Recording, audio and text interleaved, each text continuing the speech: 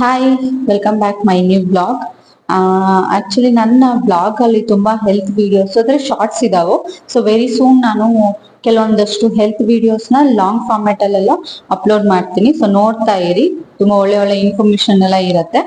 And ಯಾರಿಗೆಲ್ಲ weight loss ಮಾಡ್ಬೇಕಲ್ಲ, ನೀವು ನನ್ನ ಕಾಂಟ್ಯಾಕ್ಟ್ ಮಾಡೋದು. ನಾನು ಹೆಲ್ದಿ ಆಗಿ ಹೆಂಗೆ ವೆಯ್ಟ್ ಲಾಸ್ ಮಾಡ್ಕೊಳ್ಳೋದು ಅಂದ್ರೆ ಮನೆ ಊಟದಲ್ಲೇ ನಾವ್ ಏನೇನ್ ಚೇಂಜಸ್ ಮಾಡ್ಕೊಂಡು ವೆಯ್ಟ್ ಲಾಸ್ ಮಾಡೋದು ಅಂತೆಲ್ಲ ನಾನು ಕಂಪ್ಲೀಟ್ ಆಗಿ ಹೇಳ್ಕೊಡ್ತೀನಿ. ಪ್ಲಸ್ ಅದರ ಜೊತೆಗೆ ಲೇಡೀಸ್ಗೆ ಸೆಷನ್ ಇರುತ್ತೆ. ಅಂಡ್ ಇವತ್ತಿನ ವಿಷಯ ಏನಂದ್ರೆ, ನಾನು ಇವತ್ತು ತೀರ್ಥಹಳ್ಳಿಲಿ ಒಂದು ವಿಲೇಜ್ ಅಲ್ಲಿ ಇರೋದು. ಸೊ ಅಲ್ಲಿಂದ ಒಂದು 10 ರಿಂದ 15 ಕಿಲೋಮೀಟರ್ ಅನ್ಸುತ್ತೆ approximately, not sure. Agumbe sunset point ಇದೆ ಅಲ್ಲ, ಸೊ ಅಲ್ಲಿ ಹೋಗ್ಬೇಕಂತ ಅನ್ಕೊಂಡಿದೀವಿ. ಸೊ ಆಮೇಲೆ ಬ್ಯಾಕ್ ವಾಟರ್ ಒಂದಿದೆ ಅಂತ ನಂಗೆ ಗೊತ್ತಿಲ್ಲ ಅದು ಯಾವ ನದಿ ಅಂತ. ಸೊ ನೋಡ್ಕೊಂಡು ಹೇಳ್ತೀನಿ. ಸೊ ಹೋಗ್ತಿದೀವಿ, ಹೇಗಿರುತ್ತೆ ಬ್ಯಾಕ್ ವಾಟರ್ಗೆ ಹೋಗ್ಬಿಟ್ಟು ಅಲ್ಲಿಂದ ಸನ್ಸೆಟ್ ಪಾಯಿಂಟ್ ಹೋಗ್ಬೇಕಂತ ಪ್ಲಾನ್ ಇದೆ.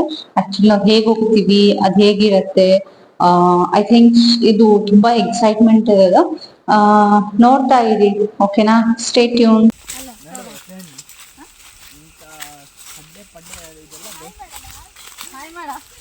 ಫ್ರೆಂಡ್ಸ್ ಏನು ಗೊತ್ತಾ, ಇದು ನನ್ನ ಪ್ರಕಾರ ಈ ಅಕ್ರಮ ಮರಳು ಬಂದದ್ದು ರೋಡ್ ಆಗೈತೆ ಅನ್ಕೊಂಡು ಈಗ ಎಲ್ಲ ಫಾರೆಸ್ಟ್ ಬರ್ತಾವ ಕೇಳ್ತೀರಲ್ಲ.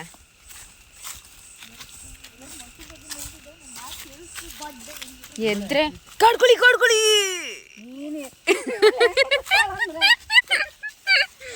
ನೀವೀಗ ಕಾಡ್ಕೊಂಡು ಬಂತ ಇದೆಲ್ಲ ಕಾಡ್ಕೊಂಡೊಂದು ದಾರಿ.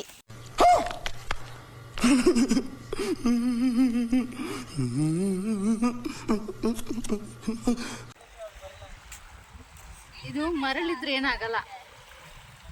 ಇವಾಗ ಹೇಳು ಸೌರವ. ಫ್ರೆಂಡ್ಸ್ ನೋಡಿ ಅಂತ ಹೇಳಿ ಇವಾಗ. ಅಯ್ಯೋ ಅಲ್ದಾರ ಇದು ನೀ ಸೌರವ ಹೋಗ್ಬೇಡ, ನೀ ಹೇಳಿ ನೀನೇ ಮಾಡ್ತಿದ್ಯಲ್ಲ. ಅಲ್ಲಿ ಹೊಂಡ ಇದೆ ಕಣ, ಮುಂದೆ ಹೋಗ್ಬೇಡ. ಎಲ್ಲ ಕಡೆನೂ ಹೊಂಡನೇ ಇಲ್ಲೋಡಿಲ್ಲ, ಮರಳಿಲ್ಲ ಇಲ್ಲಿ. ಮರಳಿದ್ರೆ ಏನಾಗಲ್ಲ, ಹೆಸರು ಇರೋದು.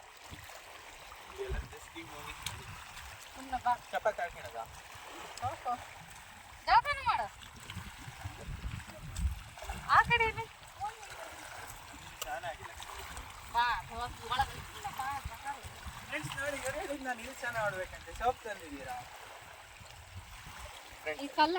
ಫ್ರೆಂಡ್ಸ್ ನೀವು ಏನೇ ಹೇಳಿ, ಇಲ್ಲಿ ಒಳ್ಳೆ ಎಣ್ಣೆ ಬಾಟ್ಲಿ ತಂದು ಅಲ್ಲಿ ಹಡ್ಡೆ ಬದಿ ಕೂತ್ಕೊಂಡು ಫ್ರೆಂಡ್ಸ್ ಏನು ಗೊತ್ತಲ್ಲ, ಒಂದು ಹಡ್ಡೆ ಇದೆ ಅಲ್ಲಿ ಎಣ್ಣೆ. ಅಶ್ವೇ ನೀನಿರೋದೇ ಕಡ್ಡಿ ತರ. ಫ್ರೆಂಡ್ಸ್ ಏನು ಗೊತ್ತಲ್ಲ, ಒಂದು ಹಡ್ಡೆ ಇದೆ, ಒಳ್ಳೆ ಎಣ್ಣೆ ಪಣ್ಣೆ ಯಾರೋ ಅದು. ಹಿಂದ್ಗಡೆ ಸೈಲೆಂಟ್ ಆಗಿರಪ್ಪ. ಯಾರೇ ಅದು? ಸೈಲೆನ್ಸ್ ಎಲ್ಲ ಬರ್ತಾರೆ, ಅಲ್ಲೇ ಇರಪ್ಪ.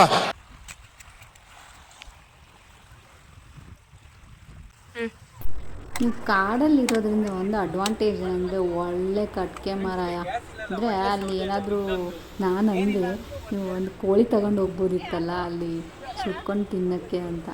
ಆ ಎಕ್ಸ್ಪೀರಿಯೆನ್ಸ್ ಅಂತ ಟ್ರೈ ಮಾಡಬೇಕಲ್ಲ. ನಾನು ಇದುವರೆಗೂ ಮಾಡಿಲ್ಲ, ನೋಡೋಣ ಮುಂದೆ ಫ್ಯೂಚರಲ್ಲಿ ಯಾವಾಗಾದರೂ ಆ ಸಿಚುವೇಶನ್ ಬಂದಾಗ ಮಾಡಿದ್ರಾಯ್ತು. ನಮ್ಮ ಸೌರವನಿಗೆ ಹೇಳ್ತಿದ್ದೆ ನಾನು, ಅವನು ಅದೇ ಖುಷಿಲಿ ಹೌದಲ್ವಾ ಮಾಡ್ಬೋದಿತ್ತಲ್ವ, ಇಲ್ಲಿ ಪಾರ್ಟಿ ಎಲ್ಲ ಮಾಡ್ಬೋದಿತ್ತಲ್ಲ ಅಂತ ಹೇಳ್ತಿದ್ದ.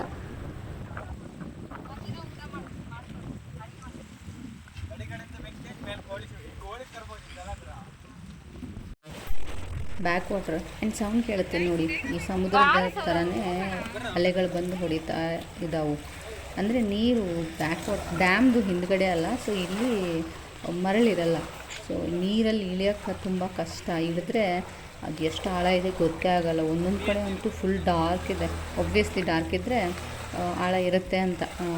ಇಳಿಯೋಕ್ಕೂ ಅಂತೂ ರಿಸ್ಕ್ ತಗೊಳ್ಳೇಬಾರ್ದು. ಆ್ಯಂಡ್ ಸೌಂಡು ಕೂಡ ಅದು ಸಮುದ್ರದ ಅಲೆಗಳು ಹೊಡೆದ ಥರನೇ ಇದೆ, ಕೇಳಿಸ್ಕೋಬೋದು.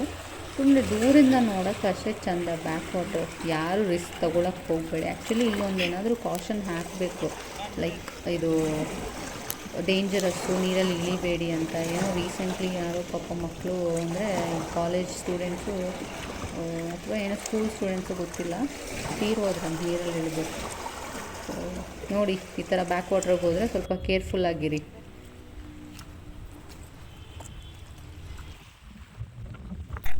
ನಾವೇನಂದರೆ ಈ ನೀರು ಹತ್ರ ಹೋದರೆ ನೀರು ನೋಡ್ತೀವಿ ಅಷ್ಟೇ.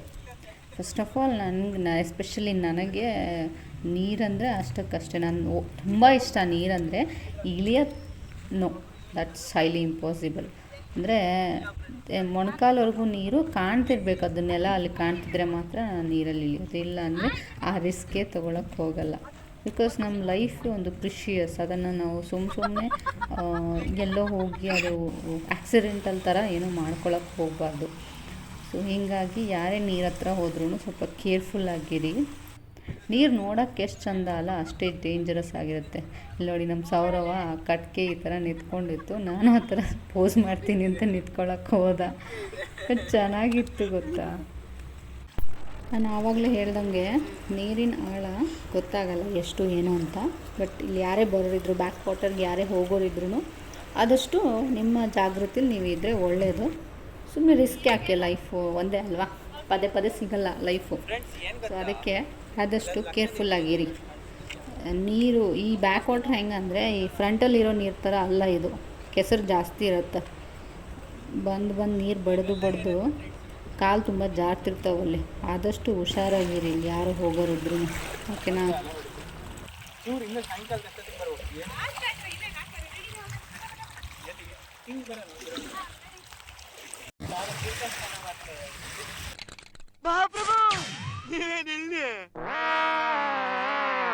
ಅಲ್ಲಿಂದ ಮೇಲೆ ಹತ್ಕೊಂಡು ಬರೋ ಅಷ್ಟರಲ್ಲಿ ಒಬ್ಬೊಬ್ಬರ ಮುಖನೂ ನೋಡೋಂಗಿರಲಿಲ್ಲ. ಬೆವರು ಅಂದರೆ ಬೆವರು, ಸಾಕಾಗೋಗಿತ್ತು.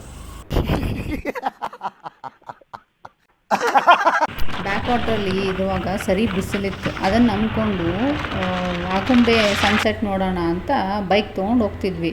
ಇದು ಫಸ್ಟ್ ಟೈಮಾ ಆಗುಂಬೆ ಘಾಟಲ್ಲಿ ಬೈಕ್ ಓಡಿಸ್ತಿರೋದು. It's wonderful experience.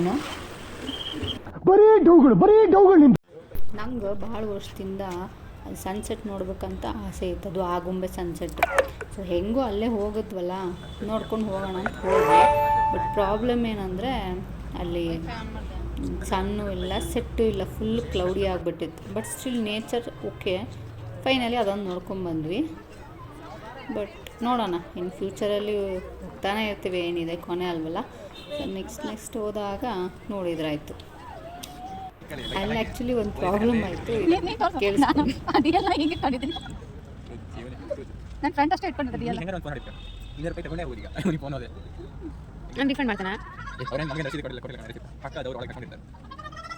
ಅಷ್ಟೇ, ಅದೇ ರಸೀದಿ ಕೊಡಲ್ಲ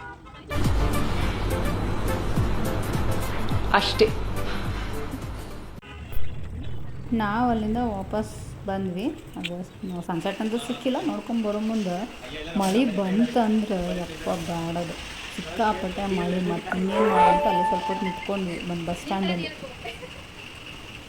ಇದೆ, ಇಲ್ಲೊಂದು ಸಮಸ್ಯೆ ಖಂಡಿತ ಇದೆ.